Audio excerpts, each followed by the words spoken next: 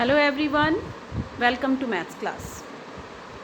आज हम चैप्टर 4 की वर्कशीट 4 करेंगे, जिसमें हम फ्रैक्शन को असेंडिंग और डिसेंडिंग ऑर्डर में करना सीखेंगे कि फ्रैक्शनल नंबर को जो है असेंडिंग ऑर्डर में कैसे लिखना है और डिसेंडिंग में कैसे लिखना है।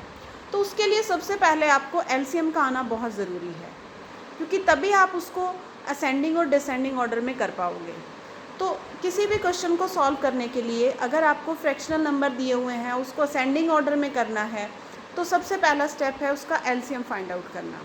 अगर एलसीएम से पहले हम ये चेक करेंगे कि अगर वो नंबर मिक्स्ड फॉर्म में है, दिस इज़ द 1 × 1/2, इसको हम किस में चेंज करेंगे? इम्प्रॉपर में।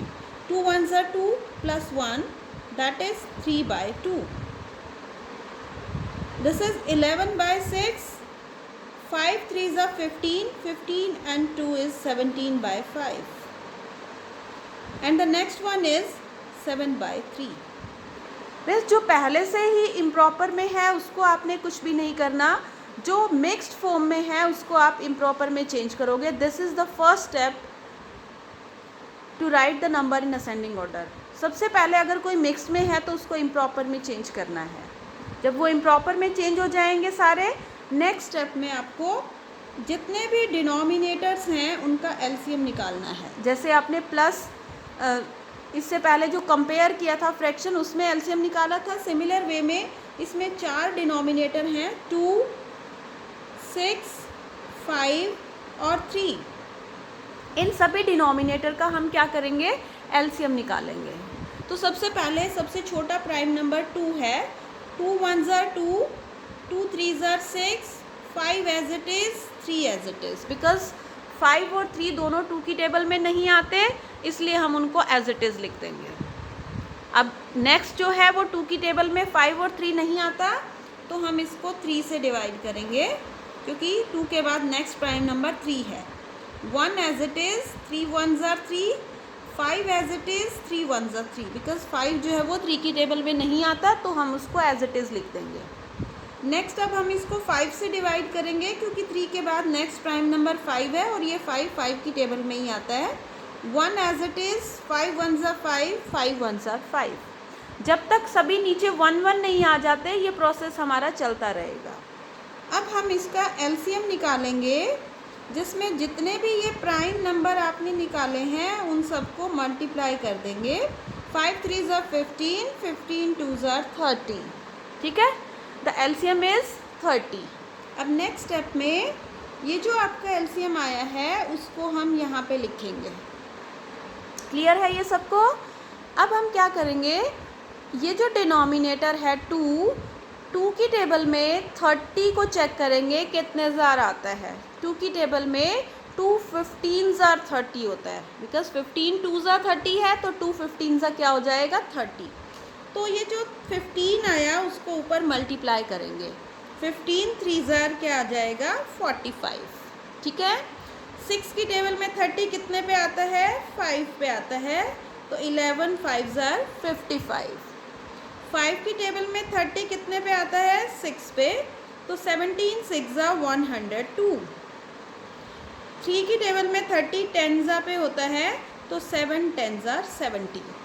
ठीक है, ये हमारा हमने पहले फर्स्ट स्टेप में मिक्स्ड को इम्प्रॉपर में किया, सेकंड में एलसीएम निकाला, थर्ड में हमने इसको सॉल्व किया। अब आपको क्या करना है? इनको असेंडिंग ऑर्डर में लिखना है। तो असेंडिंग ऑर्डर में कैसे लिखेंगे? सबसे पहले सबसे छोटा नंबर 45 है, तो 45 की जगह पे कौन सा फ्रैक्शन है? 1 × 1/2।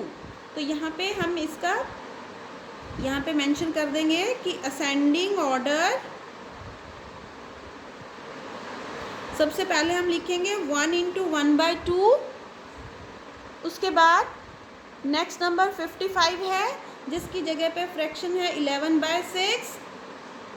55 के बाद 70 की जगह पे हमारा फ्रैक्शन है 7/3, और last one 102, that is 3 × 2/5। So this is the ascending form of these fractional number. अगर मुझे इसी को डिसेंडिंग में लिखना होता तो बहुत इजी है, सारा प्रोसीजर सेम ही करना है। सबसे पहले सबसे बड़ा 102 है, तो सबसे पहले 3 × 2/5 आ जाएगा। उसके बाद 70 दैट इज 7/3 आ जाएगा, फिर 55 11/6 आ जाएगा, और फिर सबसे लास्ट में ये, मतलब इसको रिवर्स कर दो तो इसकी डिसेंडिंग फॉर्म हो जाएगी। ठीक है, तो असेंडिंग ऑर्डर आई थिंक सबको क्लियर हो गया। सबसे पहले कोई मिक्स में है तो इम्प्रॉपर में चेंज करो, जब सारे इम्प्रॉपर में आ जाएंगे तो डिनोमिनेटर का एलसीएम निकालो, एलसीएम को सिंगल टाइम लिखो, डिनोमिनेटर से एलसीएम को डिवाइड करो, जो आएगा ऊपर मल्टीप्लाई कर दो। ठीक है, तो इससे आपको ये नंबर्स मिल जाएंगे। इनमें से कंपैरिजन करो, which one is greater which one is less, जो सबसे छोटा है उसकी जगह पे जो फ्रैक्शन है वो हम इस तरीके से इसको अरेंज कर देंगे। ठीक है, अब जैसे एक हमने असेंडिंग का किया है वैसे ही एक डिसेंडिंग ऑर्डर का एग्जांपल डिस्कस कर लेते हैं। उसके बाद ये वर्कशीट 3 पूरी आपको अपने आप करनी है फेयर नोटबुक में। इसका सेकंड क्वेश्चन हम डिस्कस कर लेते हैं, that is in descending order. ठीक है, और ये पहले से ही इम्प्रॉपर में है, इसमें कोई भी मिक्स्ड फॉर्म नहीं है, या तो प्रॉपर है या इम्प्रॉपर है, तो इसको आपको कुछ चेंज नहीं करना। हम डायरेक्ट इसको एलसीएम से शुरू करेंगे। जितने भी डिनोमिनेटर्स हैं 14, 5, 7 एंड 10, इन सभी डिनोमिनेटर्स को हम साइड पे लिखेंगे। अब सबसे पहले सबसे छोटा प्राइम नंबर 2 से डिवाइड करेंगे। 2 7s are 5 as it is, 7 as it is, 2 5s are 10। ठीक है, अब देखो 7 5 7 5, 3 की टेबल में कोई भी नहीं आता तो 3 को छोड़ देंगे हम। नेक्स्ट प्राइम नंबर इज़ 5, अब हम इसको 5 से करेंगे, तो 5 की टेबल में देखिए 7 नहीं आता, 5 1s are 5, 7 नहीं आता, 5 1s are 5। अब 7 जो है वो 7 की टेबल में ही आता है, तो 7 1s are 7, 1 as it is, 7 1s are 7, 1 as it is. तो एलसीएम जो है वो 2 × 5 × 7, 7 5s are 35, 35 2s are 70 हमारा एलसीएम आ जाएगा। ठीक है, 2 5s are 10, 10 7s are 70। चाहे आप आगे से मल्टीप्लाई करो या पीछे से, आंसर जो है एलसीएम 70 ही आएगा। अब नेक्स्ट स्टेप में क्या करना है, सबसे पहले जो हमारा एलसीएम आया है उसको हम यहाँ पर लिख देंगे इकट्ठा करके। ठीक है, अब 14 की टेबल में 70 देखो कितने पे आता है, 14 5s are 70, तो हम इसको 5 से मल्टीप्लाई कर देंगे। ठीक है, नेक्स्ट स्टेप में 5 की टेबल में 70 कितने पे आता है, अब 5 की टेबल में चेक करके देख लो आप। 5 की टेबल में 5 14s, जिन बच्चों को 14 की टेबल आती है, पता है कि 14 5s are 70 होता है, तो उनको ये भी पता होना चाहिए कि 5 14s भी 70 हो जाएगा। तो हम इसको 14 से करेंगे। 14 7s are 98, this one is 5। 7 की टेबल में 70 10s are होता है, तो 9 10s are 90। अब 10 की टेबल में 7s are होता है, तो 11 7s are 77।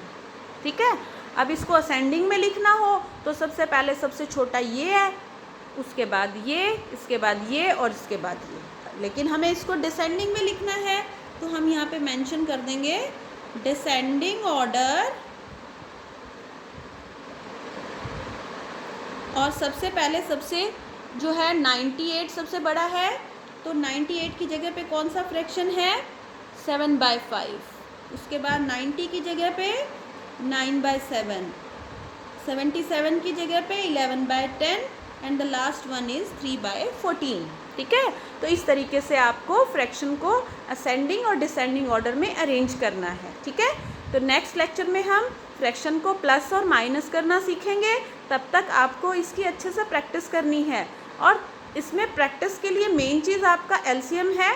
एलसीएम को यहाँ डिनोमिनेटर के प्लेस पे लिख के कैसे हमने सॉल्व किया है वो चीज़ अब अगर आपको यहाँ पे क्लियर हो जाती है अच्छे से, तो प्लस और माइनस में आपको कोई प्रॉब्लम नहीं आएगी। ठीक है बेटा, थैंक यू, कीप लर्निंग।